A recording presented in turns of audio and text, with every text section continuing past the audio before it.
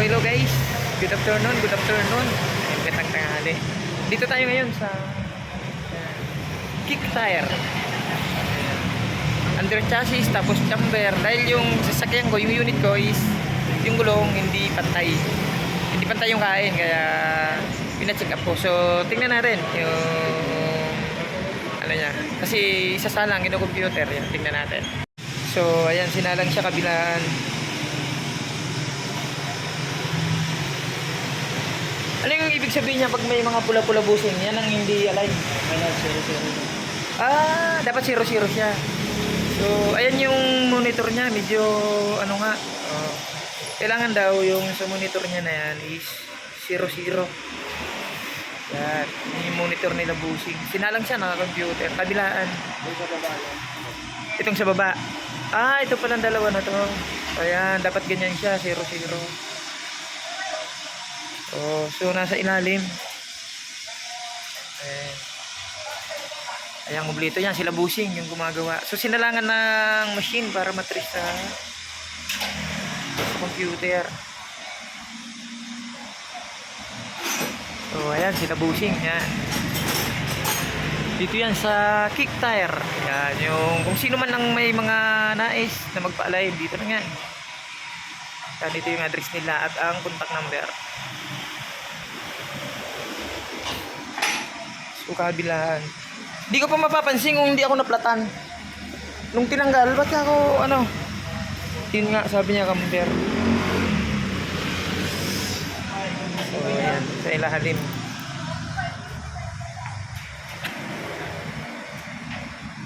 Ayan yung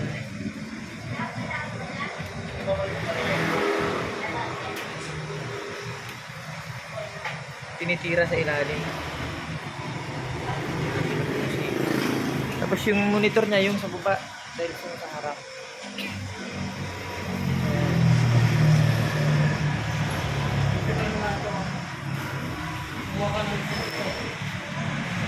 So yung gulong kasi natin, pag hindi natin pinaayos, ayan. Yan, pati mga gulong, marami sila rito. At kahit anong klaseng sasakyan. Sa alignment sa computer. So medyo mahirap nga lang.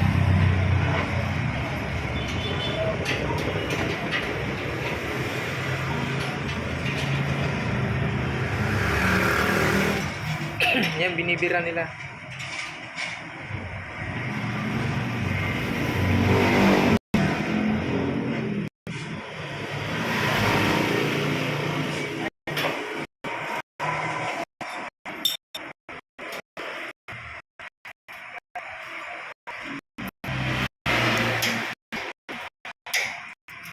Mga nila yung kaya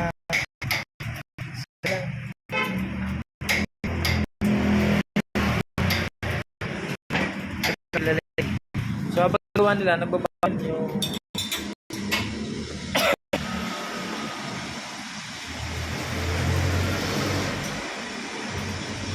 ayan yun, nakamonitor sa ayan po, kaya yung mga nais nyo na magpa-align ng sakyan yan, para sa safe na rin natin yan. Kasi delikado, mas malakas ang pag na yung gulong, malakas siya. Wala, baka sumabog yung gulong mo pag hindi siya pantay. So sinasalangan yung tire natin ng mga ganito. Ayan yung sinasalangan para makita yung alignment ng gulong. Kabilaan yan, yung gulong. Si process din, ayun yan, kabilaan.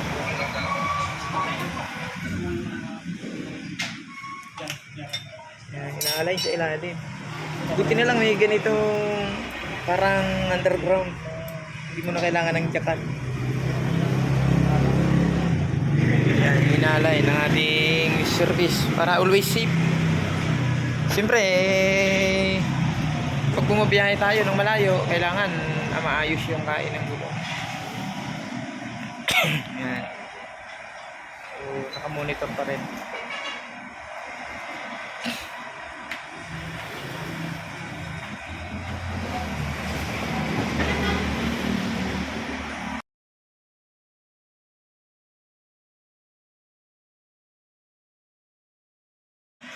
Ayan, binibira nila boss.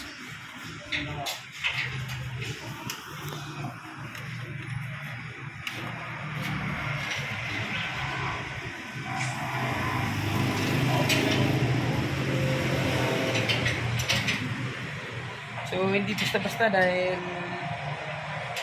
ilalim, kailangan yung alignment.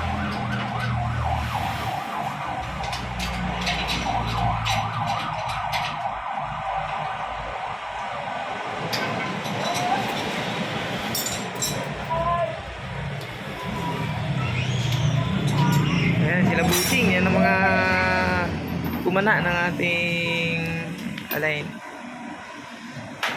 So, yan yung monitor nila. Talagang makikita yung pagbabago.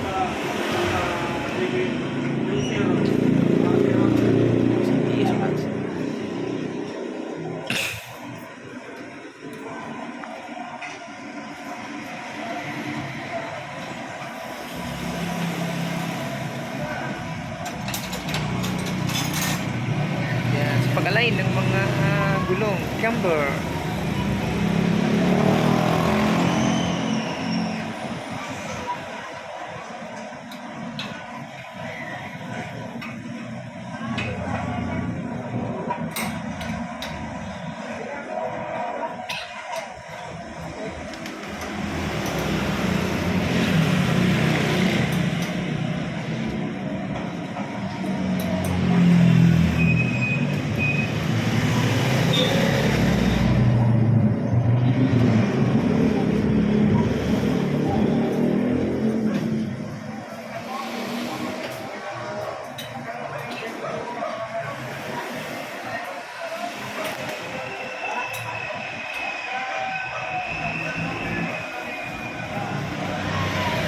Finally, okay na. Nag-0-0 na yung alignment niya. So, tinanggal na nila bushing. Yan.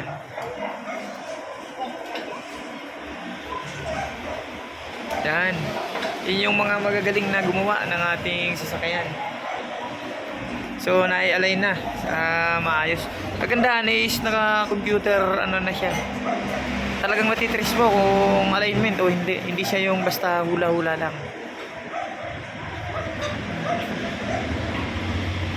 Yan. Kaya kung so okay na, ang bilis lang. Wala pa sabi ni Bossing 30 minutes wala pang 30 minutes. Ang bilis lang ng pagkakagawa nila. Yan, dito yung Malahacan. Yan, malapit padaling hanapin sa Ilmi Gorsi. Tapos ito yung ano nila, kick tire.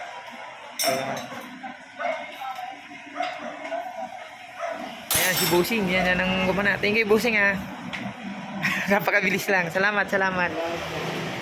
Yan, so okay na.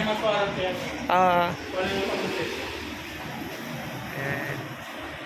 So okay na. Nabalik na sa dati yung alignment natin. Ayan. Ayan si Bossing. Sige Bossing nga, salamat. Yan, magaling gumawa. Napakabilis lang. Dito yan sa kick tire. Yan. Kung sino yung may mga nais, yan. Napakabilis lang, saka mura lang. Maganda yung serbisyo. So maraming salamat. God bless po.